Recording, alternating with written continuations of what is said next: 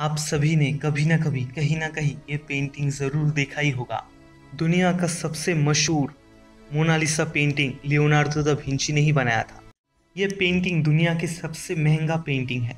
1962 में पेंटिंग की कीमत थी $100 मिलियन, यानी करीब 688 करोड़ रुपया। लेकिन अब इसकी कीमत है $830 मिलियन, यानी करीब 5,712 करोड़ रुपया।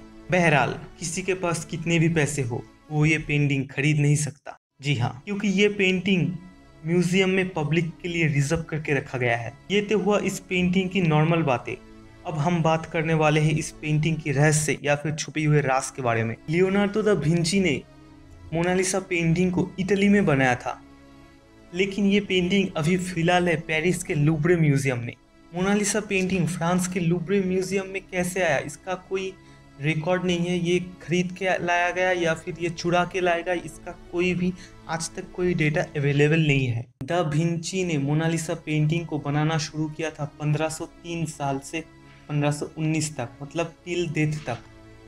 लेकिन आज भी ये बताया जाता है कि ये पेंटिंग अभी भी अनफिनिश्ड है, मतलब ये पेंटिंग अभी तक कंप्लीट नहीं हुआ। लेकिन आपको ये पेंटिंग देखकर कहीं से भी नहीं लगेगा कि ये पेंटिंग अभी भी इनकम्प्लीट है। हम सब सोचते हैं मोनालिसा पेंटिंग में जो औरत है उनका नाम है मोनालिसा, लेकिन एक्चुअली ये सच नहीं है। इस पेंटिंग का एक्चुअल नेम है मोनालिसा, इटालियन में, जिसका मतलब होता है माई लेडी।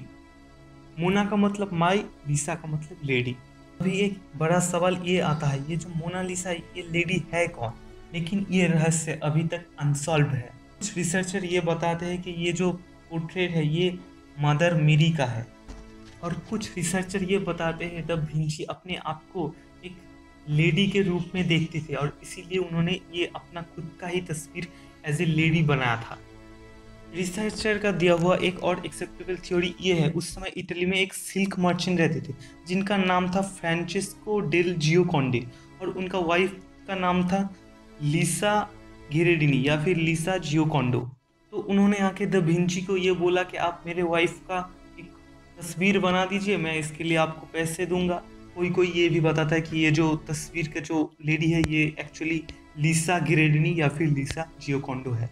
तस्वीर की एक और खास बात ये है, ये जो तस्वीर है ये किसी भी पेपर या फिर कपड़े के ऊपर नहीं बनाया गया। ये जो तस्वीर है इसको बनाया गया लकड़ी के ऊपर। हालांकि तब तक पेपर आ चुका था, लेकिन फिर भी दा विंची ने इस तस्वीर को लकड़ी के ऊपर बनाया। और इस तस्वीर को बनाने के लिए दा विंची ने जो ब्रश यूज़ किया था वो 40 माइक्रोन से भी छोटा है, यानी बाल से भी छोटा था इसका ब्रश। और एक बड़ी बात, इस पेंटिंग को बनाने के लिए दा विंची ने कोई भी आउटर लाइन ड्रॉ नहीं किया था, डायरेक्ट कलर और ब्रश से उन्होंने ये पेंटिंग बनाई। इस टेक्निक का नाम है सुआमोटो टेक्निक।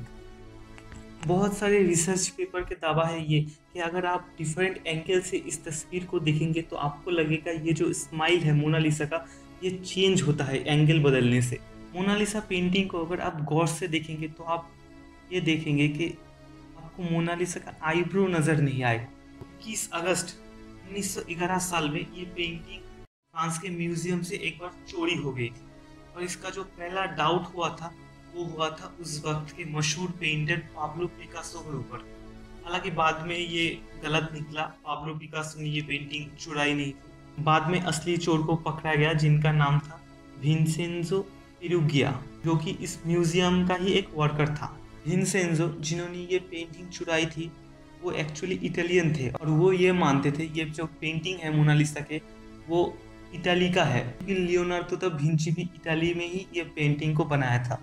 इसीलिए उन्होंने ये पेंटिंग चुरा के इटाली लेके चले गए, जो कि बाद में फिर से इटाली से फ्रांस में ये पेंटिंग लाया गया 4 जनवरी 1914 को।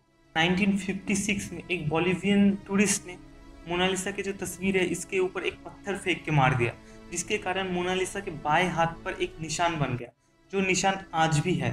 और उसके बाद भी बहुत सारे लोगों ने इस तस्वीर को नष्ट करने की कोशिश की।